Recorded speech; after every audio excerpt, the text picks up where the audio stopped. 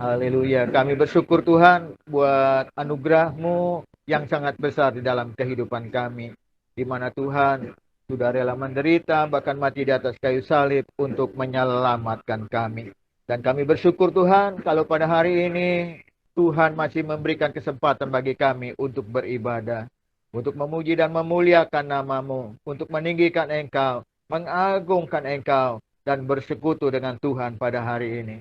Tuhan Yesus Kristus, sebentar kami mau mendengarkan firman-Mu Tuhan. Kami mempersilakan Roh Kudus-Mu sendiri, Roh yang heran, ajaib, dan berkuasa. Roh dari Tuhan Yesus Kristus yang memimpin dan menolong kami Tuhan. Sehingga ketika kami mendengarkan firman-Mu Tuhan, kami dapat mengerti firman-Mu dan kami dapat melakukannya di dalam kehidupan kami. Berbicaralah kepada kami Tuhan Yesus Kristus, karena kami telah siap untuk mendengarkan firman-Mu. Dan kami mempersilakan Roh Kudus-Mu yang mengurapi kami, yang menolong kami, sehingga firman Tuhan yang kami dengar dapat kami mengerti, dan kami dapat melakukannya di dalam kehidupan kami. Dalam nama Tuhan Yesus Kristus, kami berdoa dan mengucap syukur, serta kami alaskan doa kami. Haleluya. Amin. Haleluya. Salam, saudara-saudaraku yang dikasihi oleh Tuhan Yesus Kristus. Selamat berjumpa lagi dalam ibadah pada hari ini yang disertai dengan perjamuan kudus. Mari saudara-saudaraku yang dikasihi oleh Tuhan Yesus Kristus, kita mengkonsentrasikan diri untuk menerima kebenaran firman Tuhan pada hari ini. Tema khotbah yang saya sampaikan pada hari ini yaitu dipilih untuk berbuah. Mari sama-sama kita membuka Alkitab kita dalam Yohanes 15 ayat yang ke-16. Nanti saya minta ya tolong Saudara Kaleb untuk menampilkan ayat ini. Yohanes 15 ayat yang ke-16. Dan nanti kita akan baca bersama-sama. Yohanes 15 ayat yang ke-16.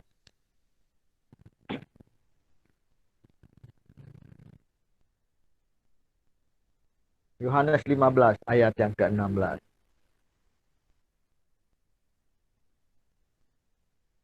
Oke, mari kita sama-sama baca ayat ini ya. Yohanes 15 ayat 16. 1, 2, 3. Bukan kamu yang memilih aku, tetapi akulah yang memilih kamu. Dan aku telah menetapkan kamu, supaya kamu pergi dan menghasilkan buah. Dan buahmu itu tetap, supaya apa yang kamu minta kepada Bapa dalam namaku, diberikannya kepadamu. Haleluya, puji Tuhan. Saudara-saudaraku yang dikasihi oleh Tuhan Yesus Kristus, kita menjadi anak-anak Tuhan, saudara-saudara, itu bukan karena pilihan kita, tetapi Tuhan yang memilih kita. Hati manusia, saudara-saudara, cenderung untuk memilih hal-hal yang dapat memenuhi keinginan mata, keinginan daging, dan keangkuhan hidup. Karena manusia telah jatuh ke dalam dosa dan telah kehilangan kemuliaan Allah. Saudara-saudaraku yang dikasihi oleh Tuhan Yesus Kristus, manusia lebih suka nonton film, nonton TV, makan-makan, jalan-jalan, tidur daripada beribadah kepada Tuhan. Kita bersyukur saudara-saudara karena anugerahnya. Sebelum dunia dijadikan, Tuhan telah memilih saudara dan saya. Tuhan telah memilih kita untuk menjadi anak-anak. Ini adalah anugerah Tuhan, saudara-saudara. Kalau saudara dan saya, kita dipilih oleh Tuhan, itu bukan karena kebaikan kita. Itu bukan karena kehebatan kita. Itu bukan karena kekayaan kita. Itu bukan karena pangkat kita. Tetapi itu adalah anugerah Tuhan. Oleh karenanya saudara-saudaraku yang dikasihi oleh Tuhan Yesus Kristus, kita mau menghargai panggilan Tuhan di dalam kehidupan kita. Kita mau menghargai pilihan Tuhan kepada kita untuk menjadi anak-anak Tuhan. Haleluya, haleluya.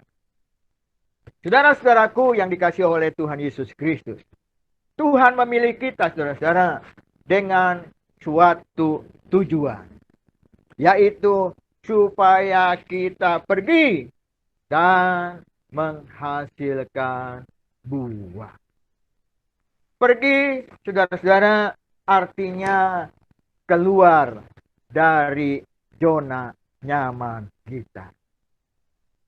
Kita harus keluar dari zona nyaman kita.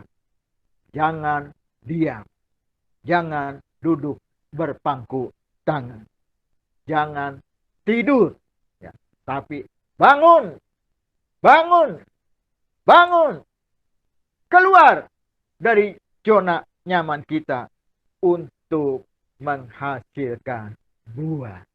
Karena kita telah dipilih untuk menjadi anak-anak Tuhan. Saudara-saudaraku yang dikasihi oleh Tuhan Yesus Kristus, kita dipilih dengan suatu tujuan supaya kita pergi dan menghasilkan buah. Menghasilkan buah, saudara-saudara, buah berbicara mengenai apa yang dihasilkan. Buah berbicara mengenai kehidupan yang menjadi berkat bagi orang lain, yaitu kehidupan yang bermakna, bermanfaat, berguna bagi orang lain. Dan kata buah sendiri, saudara-saudara, dalam bahasa aslinya, yaitu bahasa Yunani, yaitu karpos. Ya, kita katakan bersama-sama. Karpos. Karpos. Haleluya. Karpos ini, saudara-saudara, memiliki arti kehidupan yang memberi nilai tambah bagi orang lain. Memberi dampak bagi orang lain. Buah menunjukkan kehidupan Kristiani yang sesungguhnya. Kita boleh rajin datang beribadah. Kita boleh rajin memuji Tuhan. Kita boleh rajin berdoa. Tapi kalau kita tidak berbuah, kalau kita tidak bermakna, kalau kita tidak bermanfaat, kalau kita tidak berguna bagi orang lain, maka ibadah kita tidak sempurna. Maka ibadah kita sia-sia. Saudara-saudaraku yang dikasihi oleh Tuhan Yesus Kristus, kerajinan kita dalam ibadah, kerajinan kita dalam berdoa, itu tidak mencerminkan apakah kita berbuah atau tidak. Buah dapat dilihat sejauh mana seseorang yang telah dipanggil dan dipilih oleh Tuhan melakukan kebenaran firman Tuhan, mempraktekkan firman Tuhan. Bagaimana praktek kehidupan kita setiap hari? Hai suami-suami, apakah engkau mengasihi istrimu seperti yang dikatakan oleh firman Tuhan? Hai istri-istri, apakah engkau menghormati suamimu seperti yang dikatakan oleh firman Tuhan? Hai anak-anak, apakah engkau menghormati orang tuamu seperti yang dikatakan oleh firman Tuhan? Apakah kita menjaga kekudusan di hadapan Tuhan? Apakah kita memberikan persepuluhan kita kepada Tuhan? Melakukan dengan setia apa yang Tuhan inginkan di dalam kehidupan kita. Mari Saudara-saudaraku yang dikasihi oleh Tuhan, yang telah dipilihnya untuk menjadi anak-anak Tuhan. Mari kita hidup menghasilkan buah, karena ranting yang tidak berbuah dipotongnya. Yohanes 15 ayat yang kedua berkata, setiap ranting padaku yang tidak berbuah dipotongnya, dan setiap ranting yang berbuah dibersihkannya, supaya ia lebih banyak berbuah. Mari, saudara-saudaraku, saya mengajak kepada kita semua, kita yang telah dipilih oleh Tuhan, mari kita hidup bermakna. Mari kita hidup bermanfaat. Mari kita hidup berguna bagi orang lain. Bukan hanya satu kali, tetapi tetap berbuah. Continue, terus-menerus berbuah untuk kemuliaan bagi nama Tuhan. Saudara-saudaraku yang dikasihi oleh Tuhan Yesus Kristus, kalau ada orang yang bisa kita tolong, tolonglah mereka. Kalau ada orang yang sedang membutuhkan makanan, berilah mereka makan. Kalau ada orang yang sedang kehausan, berilah mereka minum. Kalau ada orang yang sedang mengalami masalah, berilah jalan keluar atas masalah itu. Jadilah orang yang bermakna, bermanfaat, berguna bagi orang lain, khususnya bagi keluarga kita, saudara-saudara. Tuhan Yesus Kristus menjamin, saudara-saudara, kepada anak-anak Tuhan, kepada saudara, bila saudara sudah pergi dan berbuah tetap, maka Tuhan menjamin saudara. Sebagaimana yang terdapat di dalam Yohanes 15 ayat yang ke-16. Di sana firman Tuhan berkata, supaya apa yang kamu minta kepada Bapa dalam namaku, diberikannya kepada. Kalau kita sudah berbuah tetap bagi Tuhan, hidup bermakna, hidup berguna, hidup bermanfaat bagi orang lain, maka apa yang saudara minta kepada Bapa dalam nama Tuhan Yesus Kristus, diberikannya kepada kita, saudara. Amin. Adakah permohonan doa saudara yang belum dikabulkan oleh Tuhan? Adakah permintaan saudara kepada Bapa di surga yang belum diberikannya kepada saudara? Yesus telah berjanji, saudara-saudara, kepada kita yang sudah dipilihnya. Bila kita sudah pergi dan menghasilkan buah yang tetap, buah yang bukan cuma satu kali, tetapi buah yang kontinu, terus menerus, maka apa yang kamu minta kepada Bapa dalam namaku, yaitu dalam nama Tuhan Yesus Kristus, diberikannya kepada. Mari kita introspeksi diri kita masing-masing, saudara-saudara. Kenapa permohonan doa kita belum dikabulkan oleh Tuhan? Mengapa permintaan saya kepada Bapa di surga belum diberikannya kepada saya? Mari kita introspeksi diri kita, saudara.